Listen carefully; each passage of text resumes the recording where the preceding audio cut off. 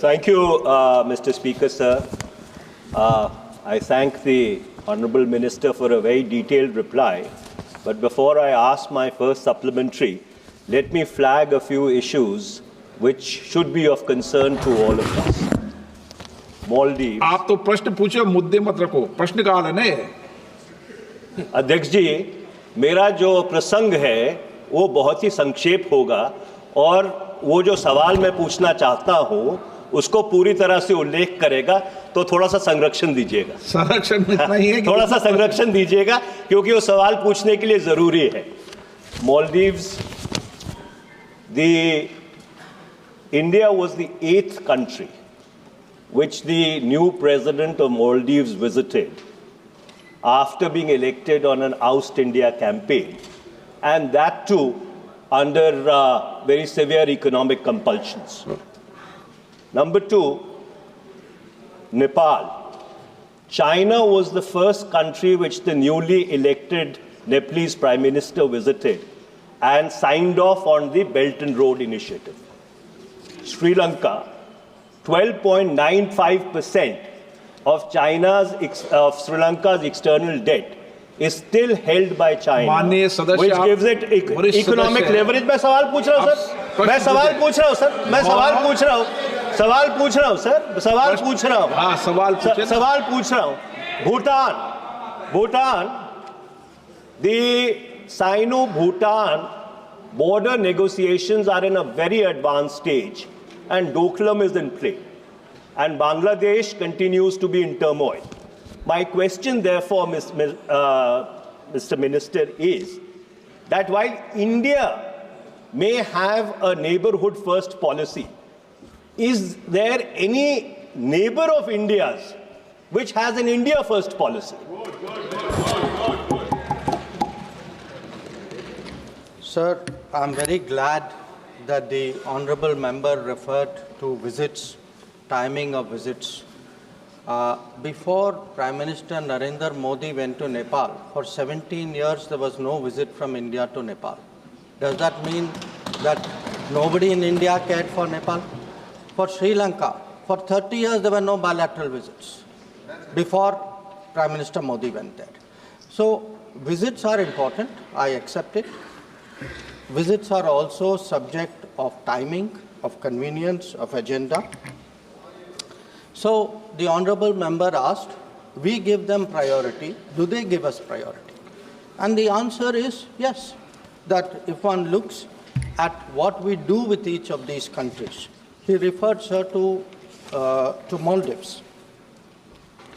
With Maldives, with this government in Maldives, we have inaugurated the Adu Link Road and Reclamation Project. I myself went for it. 28 islands there were provided water and sewage facilities. And by the way, the President of Maldives was present at the oath-taking of this new government. So I think the idea, if there is a desire to somehow show the foreign policy of this government in a bad light for political purposes, that is the member's privilege. But then, it is not my nature to make foreign policy partisan. But I would like to remind the honourable member, sir, through you, that the very Maldives he is talking about was also the country from which Indian companies were driven out for an important project in 2012.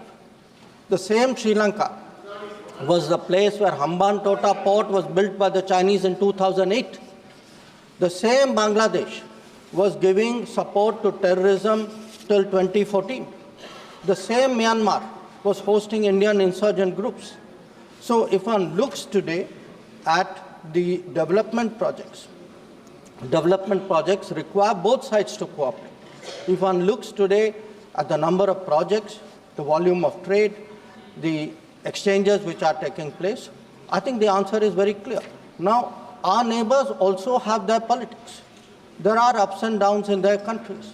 It will have some implications for us. But it is important we are mature and we don't get into point scoring. Honourable member. Thank you, Mr. Speaker, sir. Mr. Speaker, sir, for my second supplementary, let me turn to our northern neighbours. in the January of 2023, there was a paper written by a senior IPS officer presented to the Conference of Director Generals and Inspector Generals of Police. In that paper, it was pointed out that 26 out of the 65 patrolling points from Karakoram Pass to Chumar were inaccessible to the Indian security forces as a consequence of Chinese transgressions. This fact was never officially controverted by the government at any level. Can the minister confirm to this House that after the recent disengagement, all those 26 patrolling points, which were ostensibly inaccessible, have become accessible? And number two, whether the current disengagement does it in any manner ipso facto validate the 1959 Chinese claim line? Sir, what somebody wrote as a paper is for that somebody to answer for. I can answer for the government.